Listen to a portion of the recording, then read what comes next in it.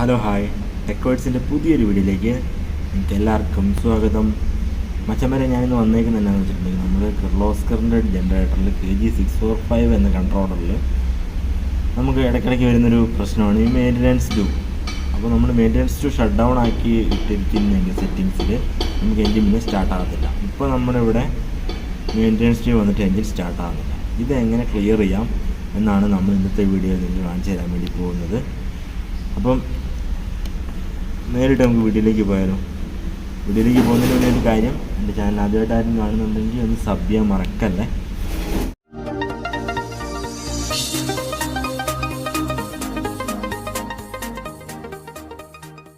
മച്ചാമാരെ അപ്പം സ്റ്റോപ്പും താഴോട്ടുള്ള ആരൊക്കെയും പിടിച്ച് നിൽക്കി. നമ്മൾ പാസ്വേഡ് മോഡ് വന്നിട്ടുണ്ട്. നമ്മൾ സ്റ്റാർട്ട് അടിച്ചിട്ട് നേരെ നമ്മുടെ പാസ്വേഡ് എൻ്റർ ചെയ്തു. അപ്പം മൊഡ്യൂളൊന്നുണ്ട്.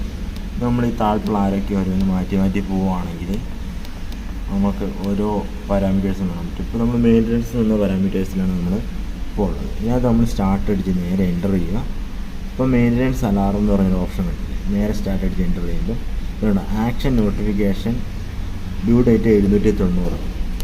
അത് നമുക്ക് ഒരു നമ്മൾ ഈ മേലോട്ടുള്ള ആരൊക്കെ നെറ്റ് പിടിച്ച് കഴിഞ്ഞിട്ടുണ്ടെങ്കിൽ നമ്മളിതാ ഇങ്ങനെ പോകും.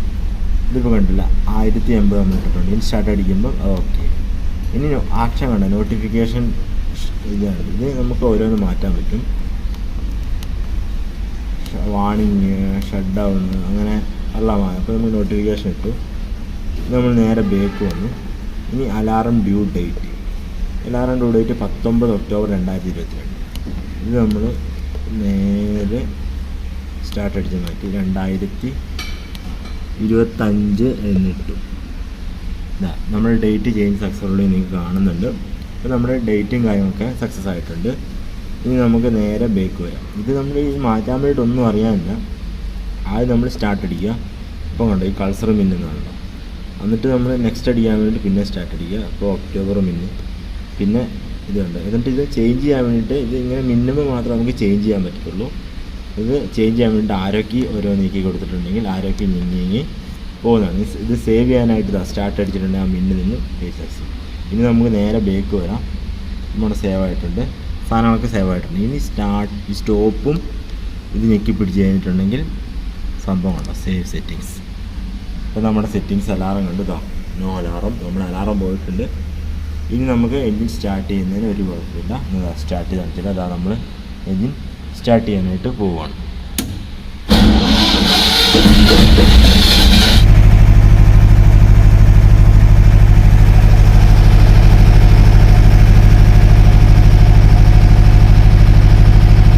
എൻജിൻ സ്റ്റോപ്പ് ചെയ്യാൻ വേണ്ടി പോവുകയാണ്. നമ്മൾ എൻജിൻ സ്റ്റോപ്പ് കൊടുത്തിട്ടുണ്ട്. നമ്മുടെ എൻജിനിപ്പം